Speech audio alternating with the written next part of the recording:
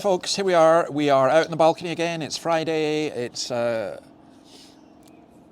coffee and Colossians, and we're going to look at something, the worship of angels. We're back in chapter 2 and verse 18. Do not let anyone who delights in false humility, we saw that yesterday, and the worship of angels disqualify you. Such a person also goes into great detail about what they have seen. They are puffed up with idle notions by their unspiritual mind. I was in a bookstall yesterday and I went to the religion section, as I often do. This was Dimmock's. And as so often, the first books were about angels. What is this fascination with angels? Now, is it here that the Colossians were worshipping angels? That is possible, as the church was later on to do. In Revelation 19:10, I fell at his feet to worship him, but he said to me, do not do it. I'm a fellow servant with you and with your brothers who hold to the testimony of Jesus. Worship God, for the testimony of Jesus is the spirit of prophecy. I think we have this image of angels, certainly in the Western world, of kind of cute little things. But I think if we did see an angel in all his glory, we would be so prone to worship. But we've not to do that. That's through the saying. We have an inscription from this area, an ancient inscription, which says this: Hor, hor, for Eloi, Adonai, Elo, Sabaoth, Michael, Jesus Christ. Help us and this household. Amen. I looked this up, and I think there are about 24,000 books on angels in English.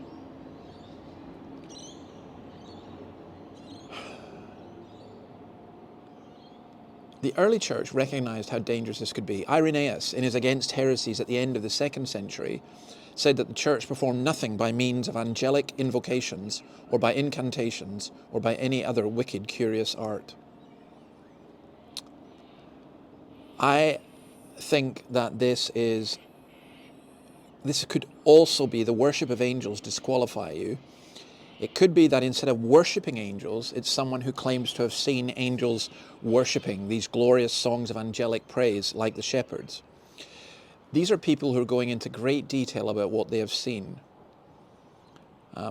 This could be translated, they want to have visions of their own, kind of imaginary fantasies. If you read Jeremiah 23, you see an example of this. There is an enormous danger in listening to the visions of others rather than listen to the words of Christ. I am telling you, John 8:38, says Jesus, what I've seen in the Father's presence, and you do what you've heard from your Father. Or Revelation 19:10, which is so important. The Spirit of Jesus is the spirit of prophecy. Now, if you've seen special things, if you had visions, then it leads to the opposite of humility. It leads to pride and self-importance. Paul was knocked down by his vision, but they think they're being super spiritual. But in reality, it's unspiritual. It's fleshly, it's carnal. The spiritual mind does not boast and is open to reason. 1 Corinthians 8:1, knowledge puffs up, but love builds up. Erika Heffman was in the Moonies, and this is what she wrote when she left. My cult experience as an extreme expression of an entire social trend focused for me all pervasive symptoms of a chronic social ailment, lack of critical thinking. I've had people come in Brora in the Scottish Highlands, come to visit and announce that they'd had a vision. Same thing in Dundee, and to be honest, the same thing here. I don't doubt that God can speak to people through dreams and through visions. But those who delight in that, who delight in the worship of angels, they're puffed up with idle notions by their unspiritual mind. Ironically, they think they're mega spiritual, but they are not. I think we need to focus, I'm certain this chapter is telling us, focus on Christ, not on angels. Angels are here to help us. I believe in the ministry of angels. I think Billy Graham's book on angels is still probably the best that I've read. But I don't worship angels. We shouldn't worship angels. And if you and I ever experience something that is equivalent to the worship of angels, maybe it's not for us to boast about it.